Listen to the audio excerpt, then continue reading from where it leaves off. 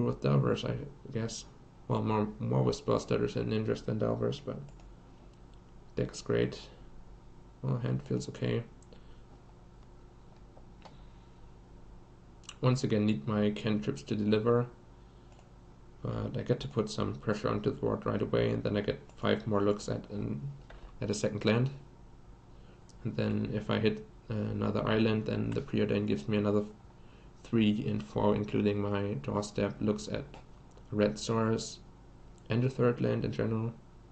Okay, I would prefer to find red source first and then blue source afterwards, but still, Evolving Wilds, well, that's a little bit awkward, though it does fix my mana issues eventually. Let's ponder, and then if I find 1 card I like and 2 I don't, then I can draw the 1 I like and then shuffle the other 2 away with the Evolving Wilds. So I think I end up not liking any of these 3. Well, maybe Spellstutter. No, probably I just want lands more than I want any of these 3, but Spellstutter is close. Yeah, I think the island is much stronger than the Spellstutter would be at this point. Because now I get to bolt my opponent's creature next turn and keep Counterspell open.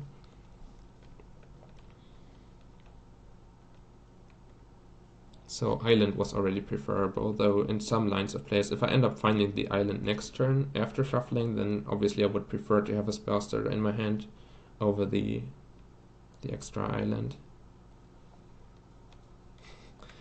Yeah, it's definitely one of the top 3 decks of the format, but I'm not certain it's overpowered enough to need a ban. I don't think so. I think the other 2 and many of the tier 2 decks of the format keep it in control, so that the win rate is high but not too outrageous. But definitely it's strong. I'm not denying that in any way.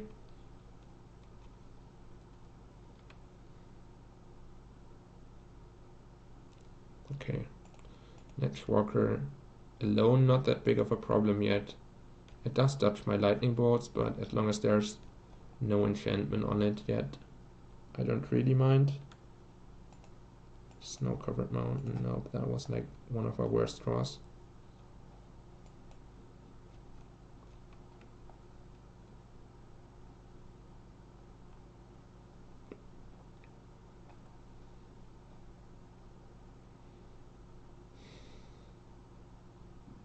Probably just start attacking and get lightning bolt the net. Obviously I should have done this pre-combat so that they can't mutagenic growth here and put me in the bad spot. But I would want to bolt it on my turn, both so that I can start attacking and because it plays around Hunger of the Hull Pack. So I think the lightning bolt during my turn was correct, but having done this attack first was incorrect. But I was already in declare attacker step, so I had to decide between missing the 1 damage or playing around mutagenic growth and missing like both basically. Either I miss damage and play around it, or I just accept the fact that my timing of lightning bolt is not entirely correct, but I still get the 1 damage in. And I decided to still get the 1 damage in, which still feels correct, and there's not going to be a lot of punishment for it, with Stumpy basically never playing mutagenic growth in their main deck, I think. Not currently in the list. You have so much enchantment stuff going on, and then you want all of your palm spells to be actually impactful and help protect the enchantments. Like Wilds of the Westwood. Stop it. And it's not a great spot. If I counterspell, they can follow it up with Rancor, though they would have likely done that beginning of combat, or like pre-combat main phase, if they had a Rancor. Okay, I'll try to counter it and keep the number of uninteractable threats on the board low whenever possible. If they just follow up with a regular creature, it just dies to lightning bolt and I'm fine with that. Yeah, exactly. I just don't want them to have more hex-proof creatures than I can deal with. Yeah, that seems like a good one. Though I'm not certain I want to cash it in yet.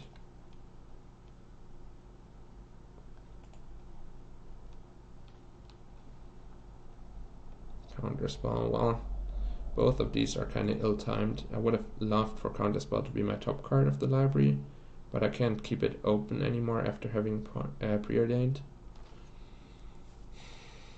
I think I'll actually bottom, though it seems pretty greedy because Counterspell next turn is still going to be strong again.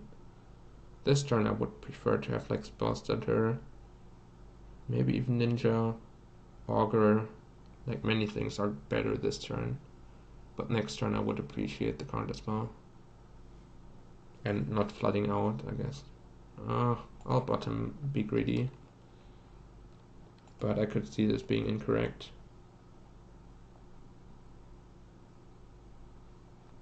There's some reward for it already.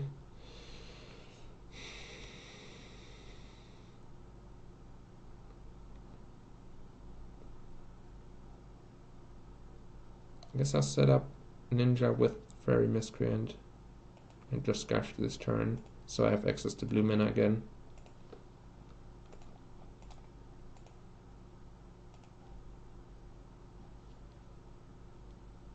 Putting myself pretty far behind in terms of land drops when I already was on the draw.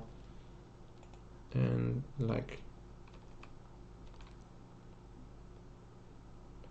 yeah, should probably be fine. Now I have to figure out whether I want to bolt this main phase or not. Probably do. Well, maybe not. Like the downside on bolting of my opponent's turn is that I'm opening up Hunger of the Hallpack, and I don't really want them to make this into a 4/4. The upside is that I just get to offer up a trade, and then potentially they let the trade happen. No, it's probably still too bad for me if they just let the trade happen and then Hunger of the Hallpack. Okay, let's do this. Vines of the Vastwood, it's kind of irrelevant to me because I could still make the block and just let combat damage happen, and then Bolt allows me to play around the vines. Elephant Guide, they will likely still target this, so there's not a big difference against Elephant Guide. They would have to be immensely greedy to ever target this into open red mana.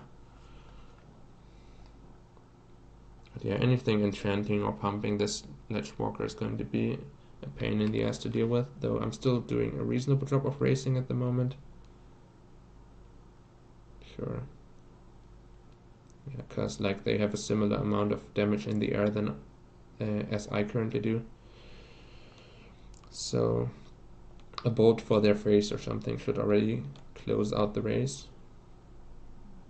And yeah, even though this can only be blocked by flyers, they can untap it, but it doesn't actually block flyers on the way back, so it's not that great of a defensive tool. I will jump block it at some point, though not this turn because I want the Miscreant to be my Ninja enabler.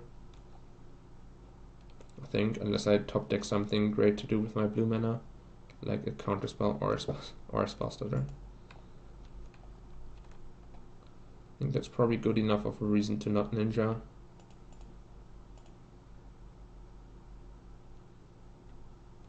Yeah, seems okay. So that I can Spell Stutter into Ninja the Spell Stutter, and that ends up being pretty great.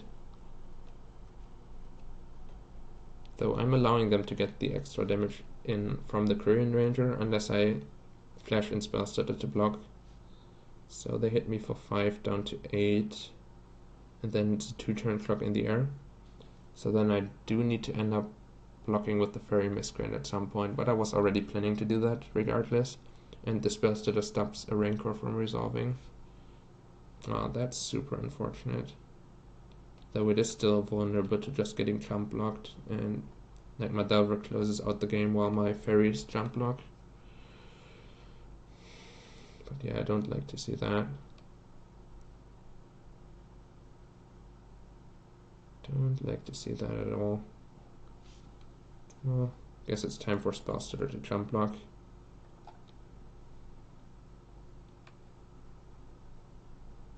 And then I use this as a Ninja enabler, hit them for 5, and then replay it to block. And have to hope they don't find a way to give this trample. Which, I mean, even one turn of trample might still not be enough for the race. It depends on whether I can find a burn spell to close out the game. guess I only have one lightning bolt left in my deck, so many of my burn spells are only going to deal with the current ranger and not help me win the race.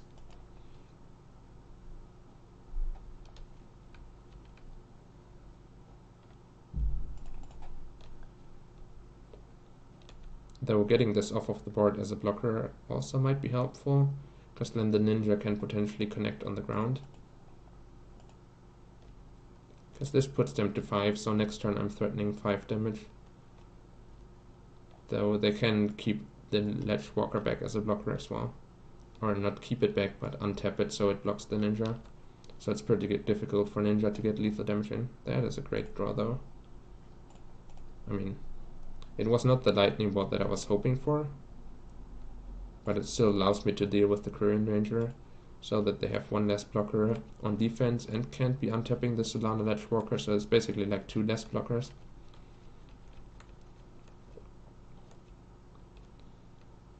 The downside of casting it right away is that I give my opponent the information that their current ranger is gone. They might have gone for some kind of suicidal attack where I kill it on their turn and it ends up being devastating.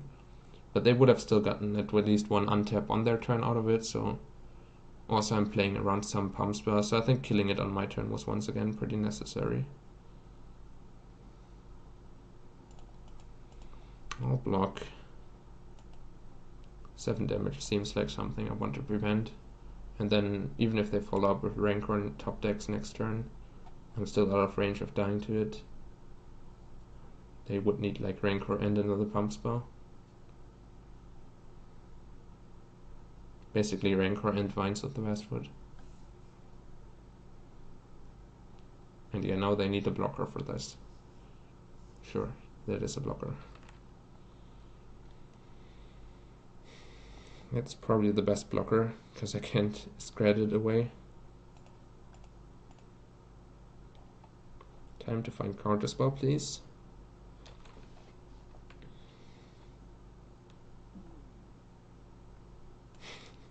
There's the scratch that I just talked about being useless. But I do have another flying blocker. So yeah, unless they find exactly Rancor and have Vines of the Westwood as the last card in their hand, I should be in good position here. Because with Rancor and Vines it ends up being a 13-point attack, so even with this as a blocker I take exactly 12.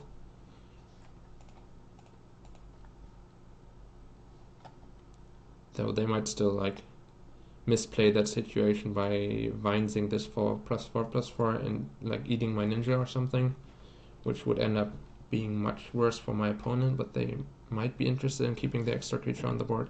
No, that's probably just foolish. They know they have to raise this Delver and they have no way of currently blocking it. The Scrat in my hand saves me from Vault Scourge, in that they can't... Well, I guess they're on 2 already, so I was not going to be threatened by Vault Scourge to begin with. Yeah, feels like my opponent's on very few outs. Vault Scourge is uncastable and most of their creatures are just random ground blockers that don't interact with my Delver. Did they disconnect or are just slow? Yeah, they disconnected, but they have already rejoined the game. It just takes a while for them to regain control over the game state. So I would expect my opponent to keep playing pretty soon. So excuse the small bit of delay.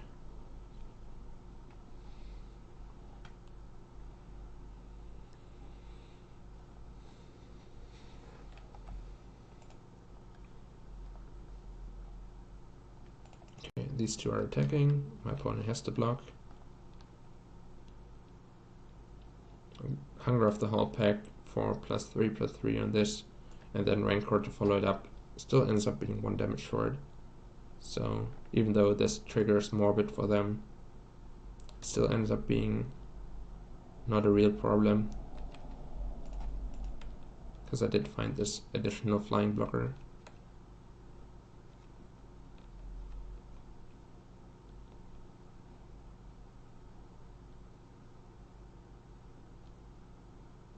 Come on, just scoop. Scoop-de-poop-de. Okay, there we go. Well, that was a little closer than I would have liked, but still ended up coming out ahead. Don't really see much that we want to sideboard in.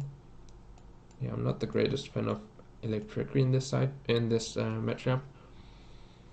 Probably a no, because it deals with Elephant Guide, it deals with Ward Scourge and Rancor. It seems like it's likely to be enough, but there's definitely bad draw matchups where a no ends up being completely dead and they run you over with a bunch of Burning Tree emissaries. Though I'm not certain if it's better than any of my main deck cards. Like, most of this feels pretty strong. Once again, Gush and Ninja action is like the weakest part of my deck, probably. But Augurs are amazing blockers. Yeah, probably I just want to send back my main deck 60, right? I'm not certain what you think, but let me know what you think about how I should be sideboarding. But it feels like all of my main deck cards are better than what I can sideboard in. Like, Gush is the only thing that you can consider taking out for like a null. If I had some dispels in the sideboard or something, I would likely bring them in to contest their instant speed ways of protecting creatures. But yeah, none of this seems high impact enough to bring it in. Electricity is always a card that's like right on the edge of playability, but it doesn't hit enough targets. Though for Solana Ledgewalker it's actually pretty nice. So it's possible that I should just have Electricity over Gush, because it's the only creature in the deck that I can't kill with targeted removal. And then at least I have a time frame between it coming down and it being pumped to a bigger size where I can still pick it off with Electric Overload.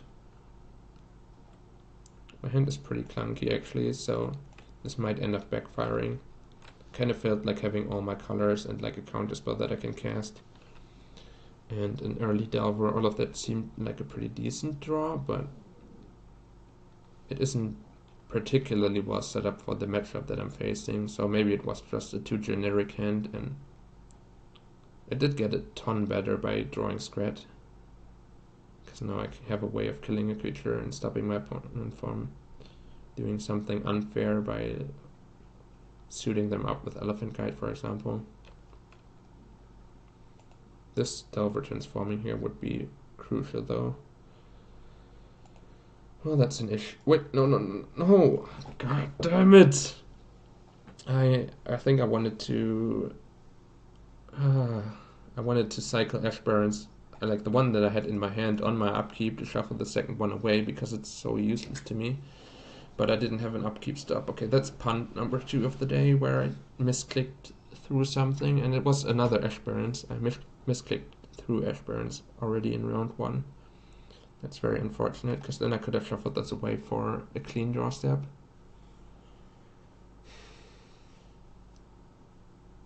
Damn it.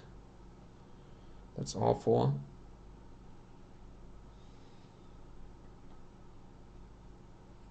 I guess I'll just keep Counterspell open then, but it's pretty bad for me, because then I will be casting my Scrat into open defensive mana most likely, instead of casting on this turn where they were tapped out. But yeah, Delver not transforming was a huge blowout regardless. It's pretty bad for me because I wanted the Delver to trade for one of their creatures defensively. And now I neither have a way of making sure this transforms, nor do I have a great play on this turn if they decide to not cast anything into my counterspell. I have to hope for them to have a 2-drop, because it's very likely they would keep a 1-drop in their hand to play around Spellstutter. Okay, that's a 2-drop and one that I really had to counter, so that's kind of amazing for me.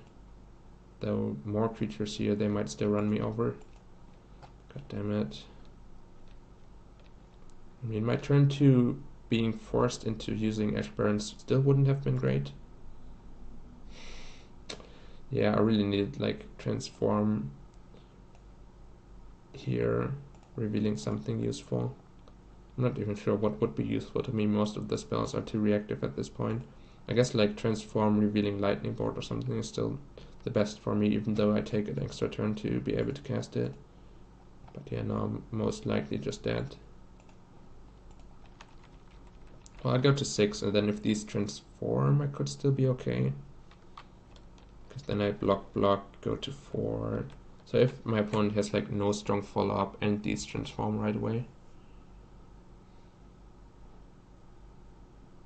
But yeah, I definitely made this more difficult on myself by drawing an Ash Barrens that I didn't really want. Well, their draw was amazing though. The 4 1-drops, a 2-drop that is specifically for this matchup, and an Elephant Guide draw just demolishes me, and I don't even have a way of getting this off of the board ever. Yeah, feels bad. This matchup's pretty swingy, and I think Stompy's like slightly ahead even. Not sure.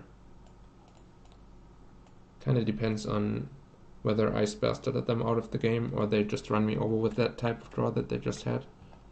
I don't have enough experience with it to know for sure, but that draw was definitely pretty much impossible to beat, or at least for my draw. Okay, once again this hand is pretty clunky, but I think Scrat Spellstutter has to be some of the aspects of a draw that I would want to keep, and that would set me up well for a successful game. I think I'll ponder towards the second blue stars and then try to Evolving Wilds on the turn where I'm countering something. That seems more productive than, like, if I Evolving Wilds on turn 1, I have to commit to either blue or red mana, and both of them could be a decision that backfires on me. So I would rather get information off of the ponder and then commit to a third land when I have information of what my first 2 lands are. And also this gives me the best possible sequencing. Though I'm drawing a gush that is kind of useless because I don't get to shuffle it away. But the lightning bolt is useful here. Having counter mana open is amazing here. And yeah, very much like how my draw is shaping up. Though if they have double 1-drop follow up, I'm still falling behind quite a bit. Well, I guess if they have double 1-drop, I get to spell spot or something. Not even certain if that's so bad for me. If they cast nothing, it might also be annoying. Okay. Well, that's something I definitely want to spell stutter. It also makes casting spells more difficult for them if they don't get to read their forest. So if they're on 2 forests, no third land, then they could get to Elephant Guide mana by using this. Okay, yeah, that was what I had feared, that they resolved this after, but it's kind of vulnerable to Lightning Bolt, though I will be taking quite a bit of damage here while I'm behind on the board. And I only get to catch up to the board pretty slowly. So I assume if things go well, I take like, I don't know, like 6 more damage, 8 more damage, something. Maybe 10 more damage, and I stabilize somewhere around 8. And if things go badly, they keep casting 2 spells a turn, and I keep falling behind with just my single counter every turn.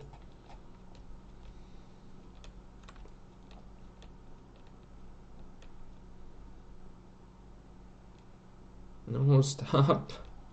Yeah. Well, more or less the good news is that I can... No, I guess there's no good news. They cast 2 spells in the turn again. I only get to interact with half of their turn. I'm taking a ton of damage here. I'm still kind of shooting for the 8 damage life total at which I stabilized that I had previously aimed for. My hand isn't that bad, though missing my land drop here and being unable to gush because I have to keep this counter spell open is kind of a awkward situation. Also, I have to play into my opponent's instant speed ways of protecting their Skargan Pit Skulk here.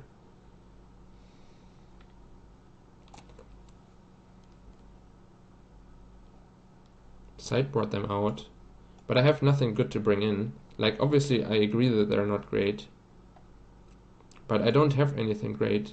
If I had like Swirling Sandstorm, I would gladly cut counter spells and board in Swirling Sandstorm or something. If I had, I don't know, what else could I have? Something of that sort. I think Electricity is not great, though I could see bringing in Electricity as I had previously discussed. Yeah, I'm not a fan of the counter spells, but I think all of the cards in my sideboard interact worse than the counter spells do. Yeah. I think with this sideboard, like Annul and Electricity are pretty close to being good enough, but nothing feels amazing.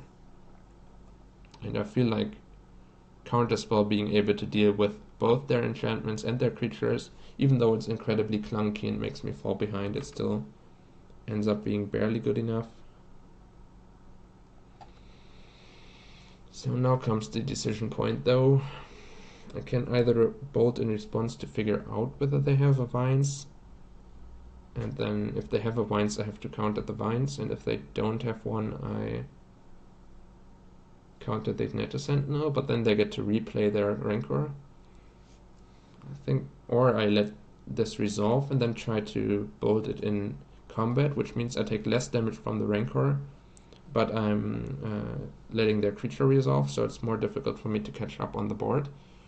Or I just counter this and then try to bolt in combat, which is all in on them and not having a pump spell, but I minimize the amount of damage that I take because they don't get to recast Rancor. I think I like the line involving bolting with this on the stack, so that I get to see whether they have a protection spell or not. And hopefully they Vines of the Westwood with Kicker, so that the Rancor is not recastable, because then they end up using all of their mana. But yeah, if they Vines for 1 mana, I'm in a pretty sad position.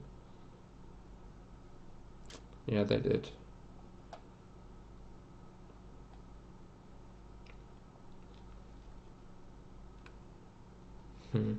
So if I counter this, get this off of the board, Rancor, they hit me for 4.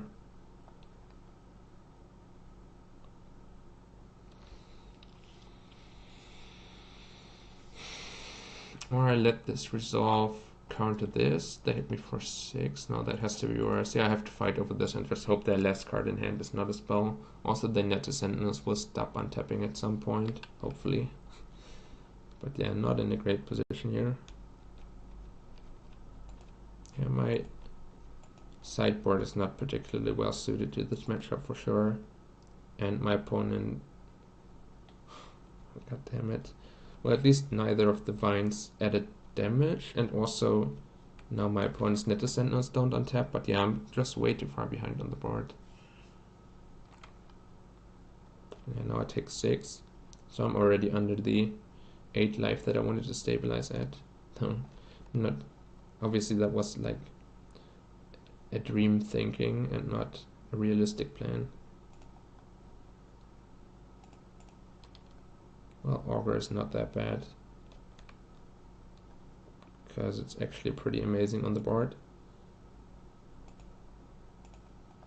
And I get to Gush main phase, I assume. I'm still dealing 2 damage with the Strat, and I still can't beat a pump spell from my opponent regardless, so I don't really have to worry too much about it.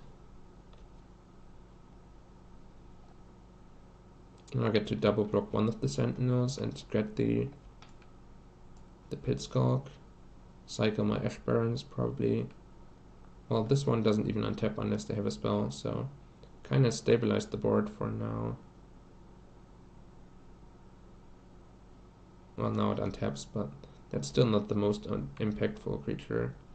The Rancor is still going to be a pain to deal with.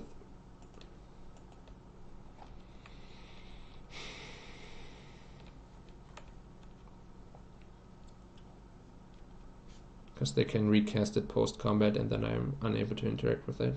Well, I can stop it from connecting with my phase again next turn by shooting down the creature that is carrying it, but I don't get to stop the Rancor from coming back.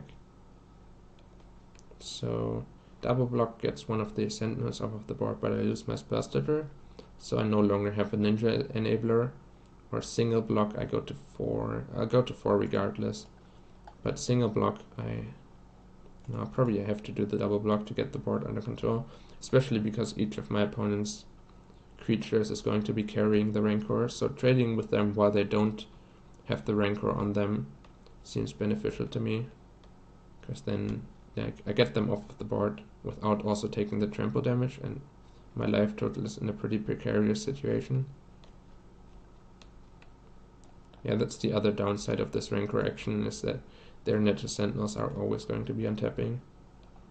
Okay, I guess second mountain. Usually I don't want second mountain, but it opens up some very useful top decks to me, where I bolt one of their creatures and spread the other one, and things go amazing for me from there.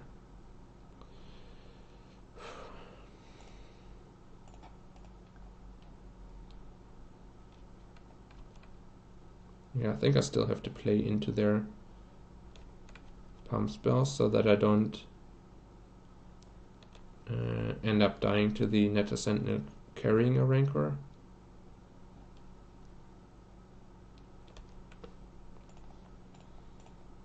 Yeah, feels bad, man. They have a pump spell. I need them to draw land one of these turns. Then I could stabilize. Like, they draw land, I draw Brainstorm or something, this transforms, get to Ninja hit them, Brainstorm into a bunch of actions. Things are great. Yeah, more Rancor. Or like I find a spell stutter, my Delver shades off. No, no. Well, at least currently I don't have a creature that dies to that, and the Delver that transforms also doesn't. Ponder, that's a pretty decent one. That's pretty similar to the Brainstorm that I was asking for. Scrat, very miscreant, not that great though. Scrat is pretty nice. No shuffle.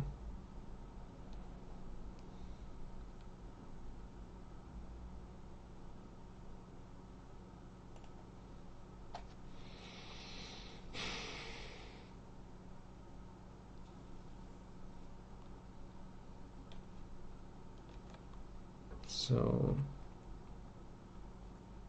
if they attack and I block here, then they can shoot me and I go down to 1, but 1 is not 0. And I guess I can double block, and then, yeah, that works. Well, if I double block, they can kill both of my creatures. Then I have nothing on the board for Ninja.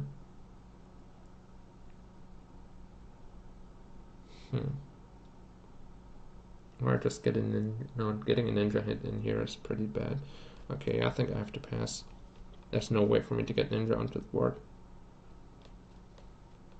And then, like, alternatively I shoot down their Netta Sentinel, but then they just put Rancor on their Scattershot Archer, and I'm in the same bad position that I was beforehand. Yeah, I think just blocking. If I block like this, as I said, I go to 1. Against Pump Spell, I just Scrat. Super bad against Gutshot, but don't feel like I'm in a position to play around that. Like, double block throws both of my creatures away. And ninjaing back the Augur is actually amazing, so that's probably what I have to aim for. Okay, let's go to 1. If they tap their Scattershot Archer. If they don't, then that opens up, like... And I think I'll hold on to the Scrat, both to play around a Pump Spell here, and because I can potentially finally get rid of this Rancor. This also looks like a play that I would make if I don't have a removal spell, so they're more likely to redeploy the Rancor.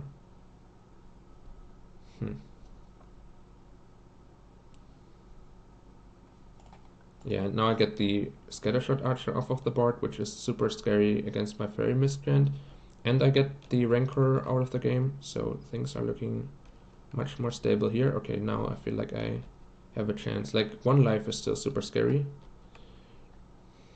but I get to Ninja into Augur.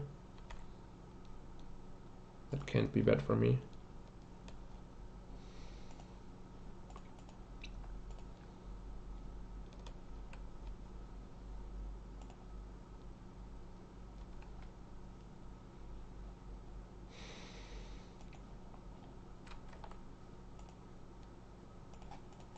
Can't just play anything.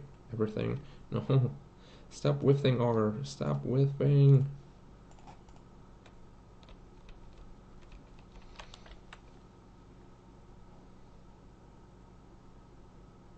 Don't river boa me. That would be the easiest card to die to. But yeah, they seem to be flooding out on either spells or lands. And without creatures on their side of the board, I don't have to be afraid. I can start racing. Okay. Come on, brainstorm. Or counterspell. I'll take counterspell. That deals with everything they can do. I think it's time. Even if I'm drawing 2 cards a turn, I think it's time to start holding lands. With 2 cards a turn, there's definitely a possibility that I end up spending all my mana and needing some of these lands in play. Do I have to care about this? I can keep Fairy Miscreant back. Probably they do have some like non-creature spells stuck in their hand most likely, so I don't want to open up like Hunger of the Hallpack or something to be a huge blowout. Like if I keep this Fairy Miscreant open and intend to trade with it, and then my opponent just has a bunch of ways of pumping it, I would have to counter the first pump spell, and then they might have a second one. That just ends up a very problematic situation. And here I'm still vulnerable to them top decking another creature, especially one that I cannot block, like the River Boa. God damn it. Okay. I mean, you could be cycling these, but I wanted to hold on to at least one of them for brainstorm reasons. And just in general, like cantrips, even if I ponder something, you want to like draw one of the cards and shuffle the other ones away if like only one of them is useful. God damn it. How am I flooding out so badly?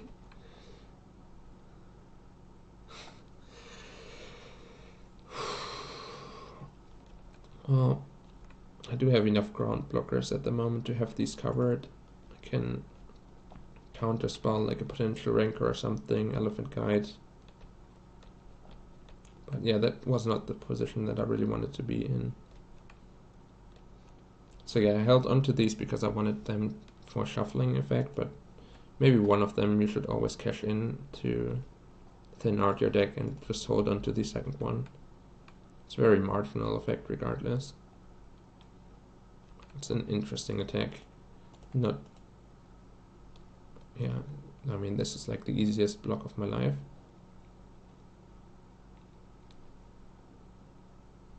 Guess they're building a 5/5 with Hunger of the Hallpack. I don't even have to do anything against this. Like one of my augurs dies and I have 4 damage on the board. Just let this resolve. I mean,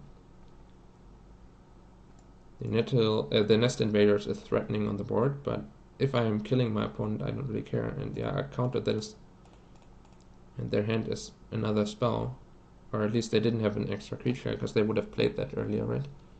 So okay, I think I got there, but holy moly, was this scary! I didn't. Wow, didn't cash in the Ash Barrens again, which I probably should have. Wow, was that scary! Yeah,